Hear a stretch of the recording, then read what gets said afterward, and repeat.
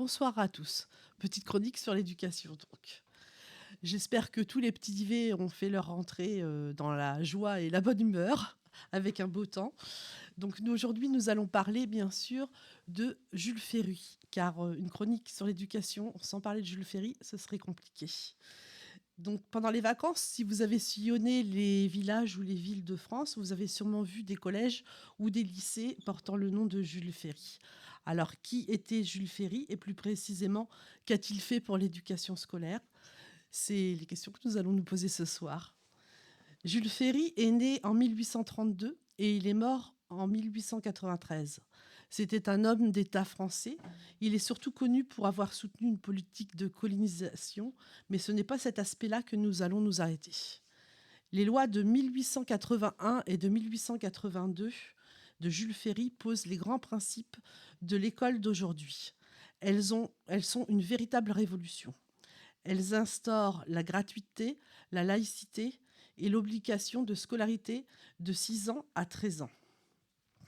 Auparavant, seuls les plus grands villages possédaient leur école. L'enseignement était facultatif. Comme nous l'avons vu dans notre première chronique concernant Charlemagne, le plus souvent, cet enseignement était dispensé par des religieux. Les caractéristiques de l'école sous Jules Ferry sont une grande attention sur l'hygiène. Un nouvel usage se met en place. Avant de rentrer en cours, les instituteurs et institutrices inspectent les poux, inspectent les chevelures des petits écoliers. La mixité n'est pas encore de mise pour l'école, sauf dans des petits villages où il n'y a pas le choix.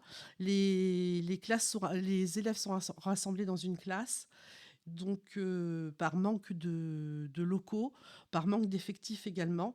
Et dans ce cas, 2 rangées se font. Une rangée de pupitres de garçons, une rangée de pupitres de filles. Il faut attendre la fin des années 60 pour que toutes les écoles primaires soient mixtes. La blouse aussi a son importance à l'école. Elle a une double fonction. Bien sûr, l'hygiène. Il s'agit de ne pas se salir, mais également une fonction symbolique, des valeurs républicaines.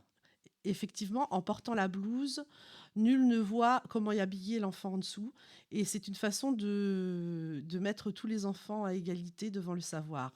La blouse cache la richesse comme la pauvreté. À l'école, sous Jules Ferry, différentes matières sont de mise, et notamment une matière très importante, la leçon de morale. La journée des écoliers commence par cette leçon de morale. Le but est de montrer aux parents qu'on n'a pas besoin de l'Église pour leur donner une bonne éducation et de bonnes valeurs. Or, la formation des enfants par le clergé représente la monarchie. Une seconde matière très très importante, l'histoire. Matière fondamentale qui est enseignée en magnifiant les exploits des héros nationaux. On inculque aux enfants, par cœur, l'amour de la patrie, la fierté nationale et des questions de mourir pour la patrie. C'est une sorte d'endoctrinement. Maintenant, l'histoire ne s'apprend plus du tout de cette façon-là. Il faut savoir qu'en 1870, la France s'est fait battre par la Prusse et on prépare les petits Français à prendre leur revanche contre l'Allemagne. Avec l'enseignement de l'histoire, de la géographie et la leçon de morale, l'école éduque le futur citoyen. L'orthographe et le calcul, bien sûr, sont au programme. Tous les élèves passent le certificat d'études à la fin de la primaire. L'évolution de l'accès à l'école pour les filles. Il faut savoir que la première étape vers la scolarisation des filles est la loi Fallou, en 1850. Elle impose aux communes de plus de 800 habitants d'ouvrir des écoles primaires pour filles. Payante et non obligatoire, l'enseignement ne concerne que les jeunes filles bourgeoises, et c'est à cette époque encore pris en charge par des religieuses. Jules Ferry fait disparaître les différences de programme d'enseignement pour filles et garçons. Avant, pour l'éducation des filles, le but était de former une future mère de famille parfaite. La couture et la lecture de la Bible étaient très importantes. Les garçons avaient le droit, eux, à des enseignements plus généraux, comme le calcul, l'écriture.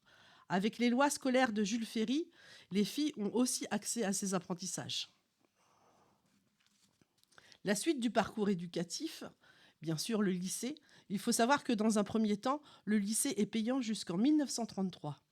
Donc la poursuite des études supérieures concerne une élite sociale, ou ceux qui obtiennent une bourse. La gratuité des lycées se fait entre 1926 et 1930. En conclusion, nous pouvons dire qu'avec l'école de Jules Ferry, la République se pose en tant que modèle éducatif et moral. Les lois scolaires de Jules Ferry ont révolutionné l'école.